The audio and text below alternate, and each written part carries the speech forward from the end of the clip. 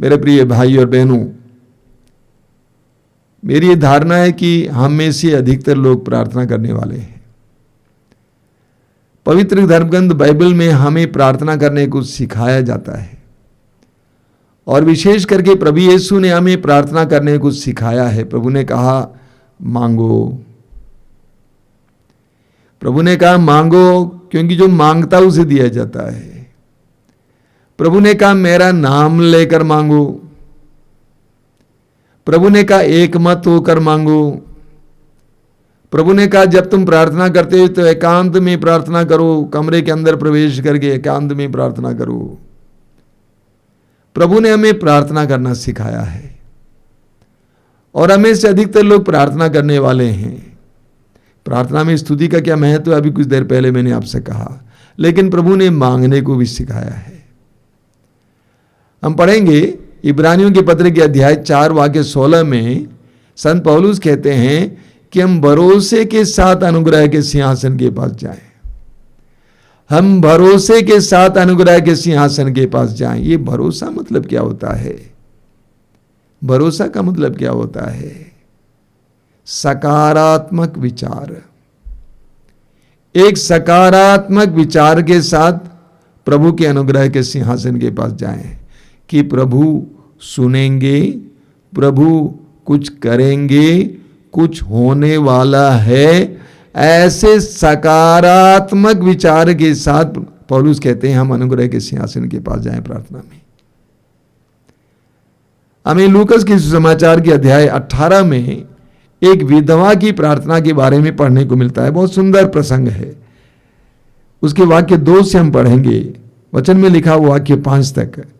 किसी नगर में एक न्यायकर्ता था जो न तो ईश्वर से डरता और न किसी की परवाह करता था। उसी नगर में एक विधवा थी। वह उसके पास आकर कहा करती थी, मेरे लिए मुद्दे के विरुद्ध मुझे न्याय दिलाइए।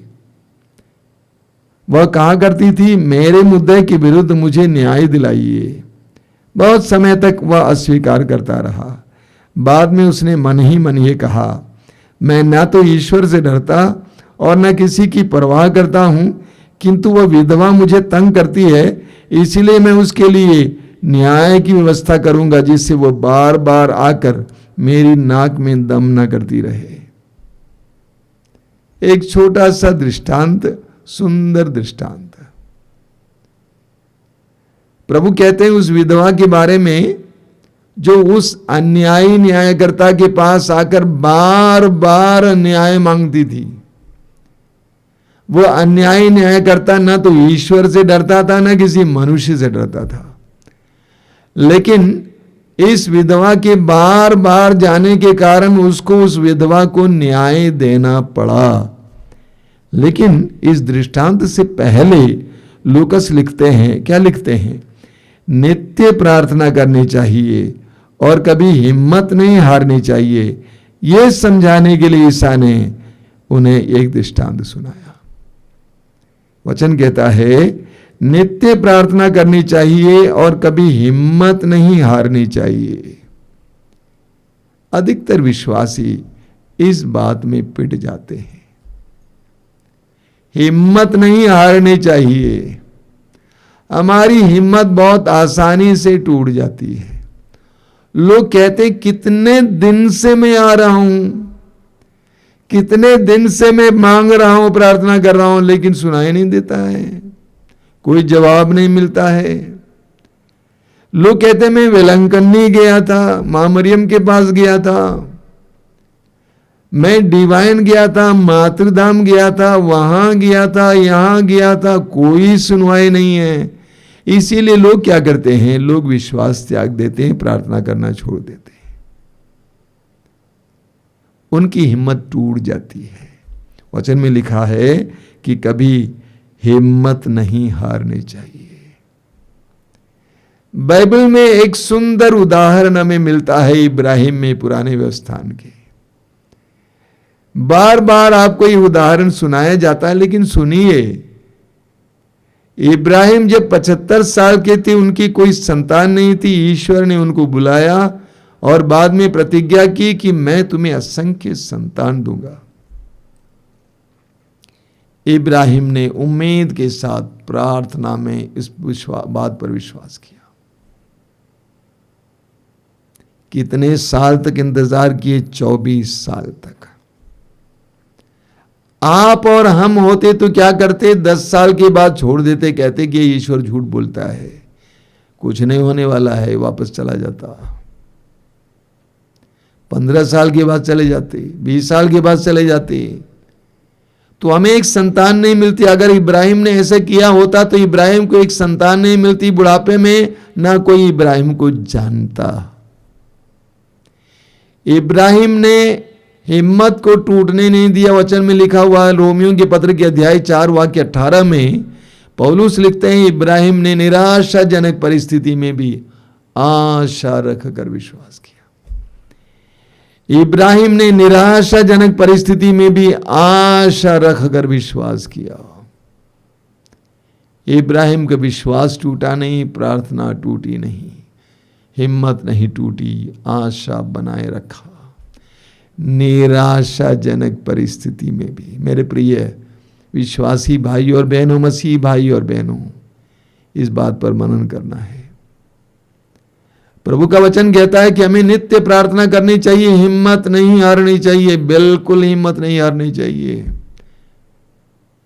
मैंने आपके सामने बहुत सारे उदाहरण भी रखा है कि कैसे लोगों को मैंने ढारस बंधाया, कहा कि प्रार्थना प्रार्थना जारी रखो, और फल दिखाई देता है, फल दिखाई देता है, लेकिन हिम्मत नहीं हारनी चाहिए। हमें प्रवक्ता ग्रंथ के अध्याय 35 वाक्य 21 में पढ़ने को मिलता है। वहां पर लिखा हुआ है कि वह तब तक आग्रह करता रहा जब तक कि सर्वोच्च ईश्वर उस पर दया न करे। तब तक प्रार्थना करता रहा जब तक सर्वोच्च ईश्वर उस पर दया ना करे, तब तक। कई साल पहले की बात है, हमारे आश्रम में एक जवान व्यक्ति आया, उसका नाम नहीं लेना चाहता हूं, शायद वो भी तो कार्यक्रम सुन रहा है। पोस्ट ग्रेजुएट है, अच्छे खासा, बहुत अच्छे से पढ़ाई किया, लेकिन नौकरी नहीं मिल रही थी। किसी ने कहा मातुधाम आश्रम क्यों नहीं जाते, और वो प्रार्थना में आने लगा। दोनों हाथ ऐसे पसार कर प्रार्थना करता था, ऐसे पसार कर। 1 साल नहीं 2-3 साल प्रार्थना करता गया, लेकिन उसने प्रार्थना नहीं छोड़ा। एक नौकरी चाहता था, लेकिन प्रभु ने उसको एक सरकारी नौकरी दिला दी। आज वो अपनी पत्नी बच्चे के साथ बराबर आश्रम में आया करता है, प्रभु की स्तुति करने के लिए, प्रभु को धन्यवाद देने के लिए। कभी हिम्मत नहीं हारना चाहिए, हमारी हिम्मत को कभी टूटना नहीं चाहिए। शायद मैंने कई बार आपसे कहा है कि इस आश्रम में पिछले करीब 27 साल से मैं सेवा दे रहा हूं। हजारों की संख्या में या लाखों की संख्या में लोग आश्रम आए हैं। अगर जितने लोग आश्रम पहले से आया करते थे, अगर मरे नहीं जिंदा हैं, वे लोग आज आश्रम आते तो उनको एक पैर पर खड़े होने के लिए जगह नहीं मिलती। लोगों की हिम्मत टूट जाती है और वे चले जाते हैं। इब्राहिम की हिम्मत नहीं टूटी। आप पढ़ेंगे स्तोत्र 123 में लिखा हुआ है, बहुत अच्छा है। स्तोत्रकार क्या लिखता है? स्तोत्र 123 में लिखा हुआ है, मैंने तेरी ओर आंखें उठाई, तेरी ओर जो स्वर्ग में विराजमान है। जिस तरह दासों की आंखें स्वामी के हाथ पर टिकी रहती हैं, जिस तरह दासी की आंखें स्वामिनी के हाथ पर टिकी रहती हैं, उसी तरह जब तक प्रभु ईश्वर दया न करें, हमारी आंखें उस पर टिकी हुई है। जब तक प्रभु ईश्वर हम लोगों पर दया न करें, तब तक हमारी आंखें उस पर टिकी रहती हैं। एक विश्वासी और मसीही की यह प्रार्थना होनी चाहिए। जब तक प्रभु ईश्वर दया ना करें, तब तक हमारी आंखें प्रभु पर टिकी रहती हैं। हमारे आश्रम से करीब 3 किलोमीटर दूर एक गांव है। उस गांव से एक जवान यहां आश्रम में बराबर आया करता था। अभी 6-7 साल पहले की बात है, उससे पहले रोज अपने साइकिल पर आता था, साथ में अपनी बाइबल भी लाता था, दर्शन भवन में आके बैठ जाता था। शाम को 1-1.5 घंटा बैठकर प्रार्थना करता था, बाइबल पढ़ता था और घर वापस जाता था। और मैंने उससे पूछा कि तुम क्या चाहते हो प्रभु से। उसने कहा कि मैं एक पुलिस बनना चाहता हूं। उसके लिए दौड़ भी लगाता था रोज। काफी दिन बीत गए, 2-3 साल बीत गए। उसके परिवार के लोगों ने आकर कहा कि उसको समझाइए कि कोई भी काम पकड़ लें, क्योंकि परिवार का वो सबसे बड़ा है। लेकिन वो लड़का मेरी बात को भी मानने को तैयार नहीं था। मुझे पुलिस बनना ही बनना है। रोज आता था, प्रभु के सामने बैठता था। जिस तरह स्तोत्रकार कहता है कि जिस तरह दासों की आंखें स्वामी के हाथ पर टिकी रहती हैं, दासी की आंखें स्वामिनी के हाथ पर टिकी रहती हैं, उसी तरह जब तक प्रभु ईश्वर दया ना करें हमारी आंखें उस पर टिकी हुई हैं। वास्तव में वो लड़का यही कर रहा था। आप विश्वास करेंगे, प्रभु ने उसको मध्य प्रदेश पुलिस बना दिया, लेकिन बना पुलिस। आज परिवार के लोग बड़े खुश हैं। अगर वो 1 साल के बाद अपने विश्वास को तोड़ देता, माँ बाप की बात को मानकर वो दूसरी कोई नौकरी करने लगता, कोई प्राइवेट हल्की फुल्की नौकरी करने लगता, तो आज इतनी तरक्की उसके घर पर नहीं आई होती। लेकिन उसने विश्वास के साथ प्रार्थना की। हमें प्रेरित चरित्र के अध्याय 1 वाक्य 4 और 5 में प्रभु यीशु को अपने शिष्यों को पवित्र आत्मा ग्रहण करने के लिए तैयार करने के लिए बताते हुए देखते हैं, पढ़ने को मिलता है। प्रभु ने कहा कि तुम तब तक उस प्रतीक्षा की पिता की हमें प्रेरित चरित्र के अध्याय 1 वाक्य 4 और 5 में पढ़ने को मिलता है कि प्रभु यीशु ने अपने शिष्यों से कहा कि तुम तब तक पिता की प्रतिज्ञा की पूर्ति की प्रतीक्षा करते रहो, पवित्र आत्मा की प्रतीक्षा करते रहो। प्रभु ने कहा कि तुम तब तक प्रभु पिता की प्रतिज्ञा की पूर्ति की प्रतीक्षा यानी पवित्र आत्मा की प्रतीक्षा करते रहना। और प्रेरित चरित्र अध्याय 1 वाक्य 14 में आप पढ़ेंगे कि वे प्रार्थना में निरत होकर पवित्र आत्मा की प्रतीक्षा कर रहे थे। प्रभु ने उनसे यह नहीं कहा कि कितने दिन तक प्रतीक्षा करनी है, बिल्कुल नहीं। प्रतीक्षा करो, तुम्हें पवित्र आत्मा मिलेगा, सामर्थ्य का आत्मा मिलेगा, लेकिन तुम्हें प्रतीक्षा करनी है। कितने दिन प्रतीक्षा करनी है प्रभु ने इन्हें बताया, और वे प्रतीक्षा करते रहे। और उन पवित्र आत्मा आ गया। पेंतकोस्त के दिन एक शक्तिशाली रूप में आया। हम सभी जानते हैं प्रतीक्षा करनी है। लूकस के सुसमाचार के अध्याय 18 के उस अंधे भिखारी के बारे में हम सभी जानते हैं। जब उसको पता चला कि वहां से यीशु नाजरी गुजर रहे हैं, तो वो पुकारने लगता है, यीशु दाऊद के पुत्र मुझ पर दया कर। लोगों ने उसको शांत करने का प्रयास किया, उसको मौन करने का प्रयास किया, उसको निरुत्साहित करने का प्रयास किया, लेकिन कोई भी उसको निरुत्साहित नहीं कर पाया। उसकी आवाज और ज्यादा बुलंद होती गई, और ज्यादा बुलंद होती गई, और पुकारने लगा, यीशु दाऊद के पुत्र मुझ पर दया कर, मुझ पर दया कर, जब तक कि उसकी आवाज यीशु के कान तक नहीं पहुंची। जब तक कि उसकी आवाज यीशु के कान तक नहीं पहुंची, तब तक वो पुकारता रहा, पुकारता रहा, पुकारता रहा, और आवाज पहुंच गई। यीशु रुक गए। यीशु ने उसको बुलवाया। यीशु ने पूछा, क्या चाहते हो? उसने कहा, मैं फिर देखना चाहता हूं। यीशु ने कहा, तुम्हारे विश्वास ने तुम्हारा उद्धार किया। उसी वक्त वो चंगा हो गया। पुकारता रहा, पुकारता रहा, हिम्मत नहीं टूटी। वचन कहता है नित्य प्रार्थना करनी चाहिए, कभी हिम्मत नहीं हारनी चाहिए। पुकारते रहिए, पुकारते रहिए। मत्ती के सुसमाचार के अध्याय 15 के कनानी नारी की प्रार्थना के बारे में आप जानते हैं। वो कनानी नारी थी, यहूदी नहीं थी, विश्वासी नहीं थी। तब भी उसने सुना था कि यीशु नाजरी मेरी बेटी को चंगा कर सकते हैं, और वो यीशु के पीछे लग जाती है। शिष्यों के पीछे से चिल्लाती हुई आ रही थी, मुझ पर दया कर, मुझ पर दया कर। प्रभु ने उसको अनसुनी कर दिया।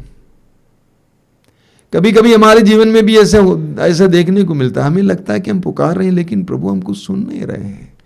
उस नारी को प्रभु सुन रहे थे, लेकिन अनसुनी कर दिया।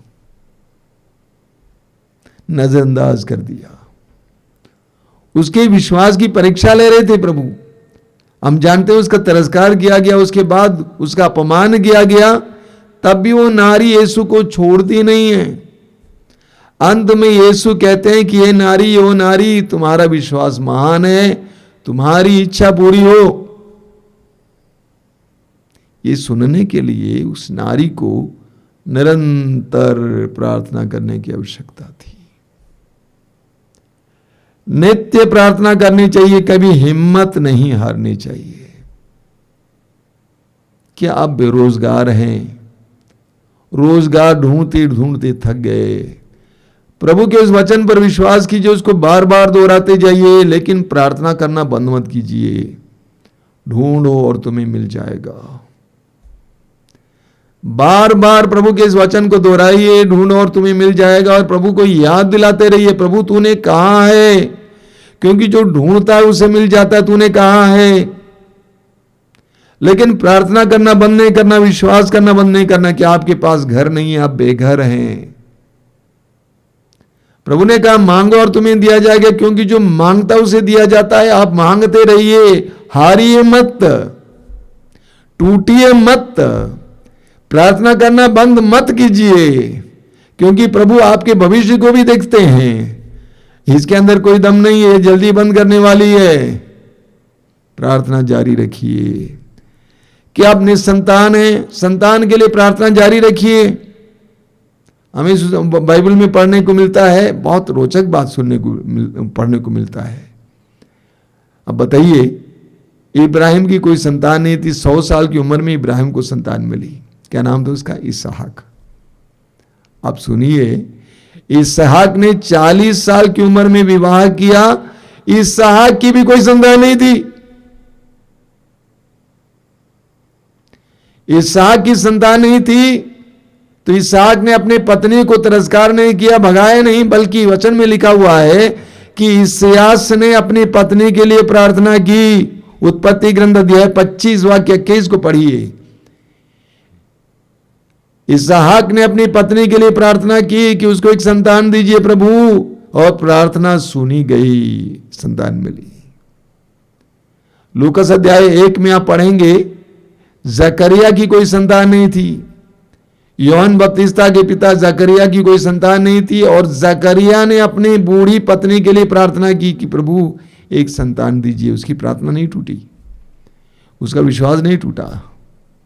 लूकास अध्याय 1 में आप पढ़ेंगे कि स्वर्गदूत आकर जकरिया से कहता है कि आपकी प्रार्थना सुनी गई। बुढ़ापे में प्रार्थना कर रहा है कि मेरी पत्नी को एक संतान दीजिए। आपकी प्रार्थना सुनी गई, आपकी पत्नी गर्भवती होंगी और पुत्र प्रसव करेंगी। उन्होंने प्रार्थना की। कभी कभी मैंने देखा है पति पत्नी दोनों में गड़बड़ियां नहीं है, दोनों स्वस्थ हैं, तब भी बच्चा नहीं है, संतान नहीं है। प्रभु आपको मौका दे रहे हैं ताकि आप आध्यात्मिक जीवन शुरू करें। जब आप प्रार्थना करने लगेंगे, आध्यात्मिक जीवन शुरू करेंगे, पवित्र वचन सुनने लगेंगे, पवित्र वचन के अनुसार जीवन जीने लगेंगे, प्रभु आपको एक संतान दे देगा। कुछ दिन पहले एक दंपति आए और पुरुष में गड़बड़ी है, उसका शुक्राणु मरा हुआ। जब शुक्राणु में ही जीवन नहीं है तो संतान कैसे हो सकती है? कई डॉक्टरों के पास गए, सारे डॉक्टरों ने कहा कुछ नहीं किया जा सकता है। इसलिए उस पुरुष के अंदर बहुत ज्यादा आत्मग्लानि हो रही थी, बहुत ज्यादा डिप्रेशन का फीलिंग हो रहा था, पत्नी से बहुत गुस्सा करता था, यहां तक कि उसने पत्नी से कहा कि तुम हम दूसरी शादी कर लो। बहुत परेशान था, हैरान था। प्रभु यीशु ने कहा पुनरुत्थान और जीवन मैं हूं। यीशु के वचन को दोहराते जाइए। यीशु जीवन दे सकता है। मरे हुए लाजरुस को जिंदा करने वाले यीशु, मृत लाजरुस के सड़े हुए लाश के अंदर जीवन फूंकने वाला यीशु आपको भी आपके शुक्राणु को भी जीवित कर सकता है। प्रार्थना जारी रखिए, निराश मत होइए। प्रार्थना जारी रखिए, प्रार्थना जारी रखिए। इससे पहले मैं और एक बात कहना चाहता हूं, जिन दंपतियों की संतान नहीं है, आपको ये जानना चाहिए कि विवाह का एकमात्र उद्देश्य नहीं है संतानोत्पत्ति। पहला उद्देश्य है एक दूसरे का सहारा बनना। इब्राहिम की कोई संतान नहीं थी, सारा की कोई संतान नहीं थी, तब भी वे एक दूसरे के सहारा बने हुए थे। तो विवाह का पहला उद्देश्य है एक दूसरे का सहारा बनना, एक दूसरे का सहारा बनना, समर्थन करना, प्रोत्साहित करना। दूसरा है संतानोत्पत्ति। प्रार्थना जारी रखिए, छोड़िए मत। आप सवाल करेंगे क्या करेंगे, हमारी प्रार्थनाएं सुनी नहीं जा रही हैं, कई साल से मैं कर रही हैं, प्रार्थना सुनी नहीं जा रही है। सबसे पहले पता लगाना कि क्या हमारी प्रार्थना प्रभु की इच्छा के मुताबिक है। बच्चा अगर बंदूक मांगेगा तो मां बाप उसको बंदूक थोड़ी देगा, नहीं देंगे।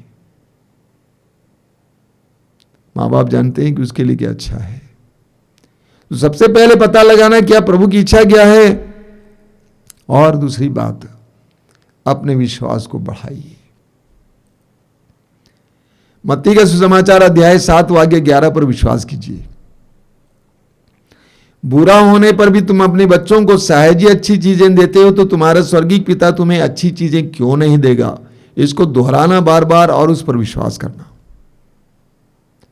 आप और हम कितने बुरे हैं, तब भी हम अपने लोगों को, अपने बच्चों को अच्छी चीजें देना चाहते हैं।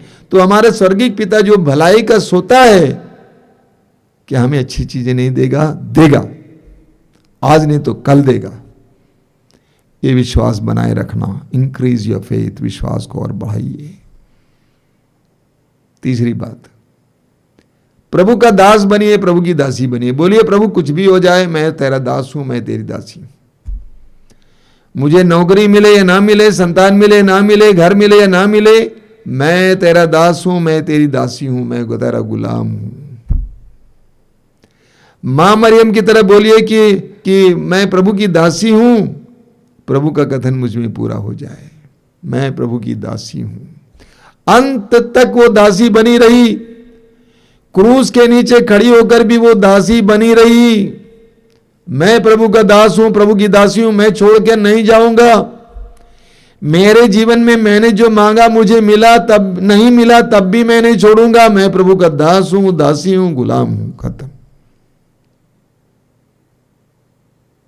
चौथी बात, प्रतीक्षा कीजिए प्रभु के समय की। प्रभु के समय की प्रतीक्षा कीजिए। प्रभु का अपना समय होता है। हम शोक ग्रंथ के अध्याय 3 वाक्य 26 में पढ़ते हैं, मौन होकर प्रभु की मुक्ति की प्रतीक्षा करना यही सर्वोत्तम है। मौन होकर प्रभु की मुक्ति की प्रतीक्षा करना यही सर्वोत्तम है। आपने प्रार्थना की, नहीं मिला, अभी आप मौन होकर प्रभु की मुक्ति की प्रतीक्षा करेंगे, प्रभु से जुड़े रहेंगे, आपकी इच्छा पूरी हो, आपके समय पर आपकी इच्छा पूरी हो।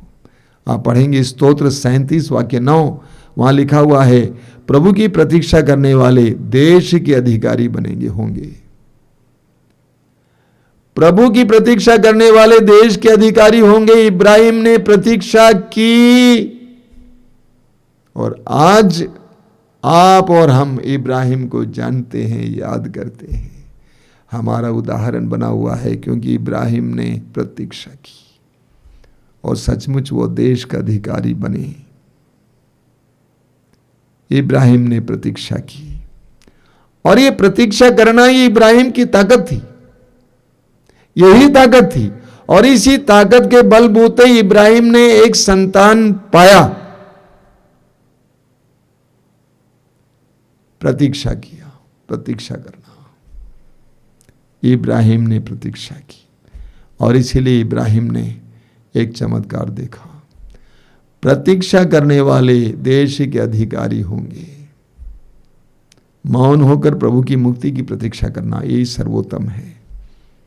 मत्ती अध्याय 7 वाक्य 7 प्रभु कहते हैं, मांगो और तुम्हें दिया जाएगा, क्योंकि जो मांगता है उसे दिया जाता है। ढूंढो तुम्हें मिल जाएगा, क्योंकि तो ढूंढता है उसे मिल जाता है। खटखटाओ तुम्हारे लिए खोला जाएगा, क्योंकि जो खटखटाता है उसे उसके लिए खोला जाता है। मांगिए, ढूंढिए, खटखटाइए, हिम्मत मत हारिए, हिम्मत को टूटने मत दीजिए। विश्वास और भरोसे के साथ प्रभु के समय की प्रतीक्षा कीजिए। आइए हम प्रार्थना करें। धन्यवाद देता हूं प्रभु आज की सुंदर समय के लिए, तेरे अनुग्रहपूर्ण बातों के लिए धन्यवाद देता हूं। इस पवित्र समय के लिए धन्यवाद देता हूं। धन्यवाद देता हूं क्योंकि तूने हमें विश्वास का वरदान दिया है। विश्वास कितना सुंदर माध्यम है, कितना शक्तिशाली शस्त्र है। विश्वास के कारण हमने प्रार्थना करना सीखा है। हम प्रार्थना करते आए हैं। हमारी प्रार्थना को मजबूत कीजिए प्रभु। हमें हिम्मत ना हारने के लिए कृपा दीजिए। इब्राहिम ने निराशाजनक परिस्थिति में भी आशा रखकर विश्वास किया। जब कई दिनों की प्रार्थना के बावजूद हमें कुछ दिखाई नहीं देता, कोई फल दिखाई नहीं देता, उन सारे समय में भी और विश्वास के साथ प्रार्थना करने के लिए कृपा दीजिए। उस अंधे भिखारी की तरह प्रभु पुकारते रहने के लिए कृपा दीजिए। उस कनानी स्त्री की तरह पुकारते रहने के लिए कृपा दीजिए। तेरा पीछा न छोड़ने के लिए कृपा दीजिए। हमारे जीवन में जो हम मांगे वो प्राप्त हुआ या ना हुआ, तब भी हम तेरे साथ जुड़े रहें। प्रभु यीशु इन वचनों को सुनने वाले मेरे भाई बहनों को आशीर्वाद दीजिए, विश्वास का वरदान दीजिए, हिम्मत का वरदान दीजिए। हिम्मत और भरोसे के साथ तेरे साथ जुड़े रहने के लिए और तुझसे कृपाएं प्राप्त करने के लिए कृपा दीजिए। आइए प्रभु यीशु इस समय उनको कृपा दीजिए, सामर्थ्य दीजिए, शक्ति दीजिए। हमारी प्रार्थना को ग्रहण कर प्रभु। आमीन।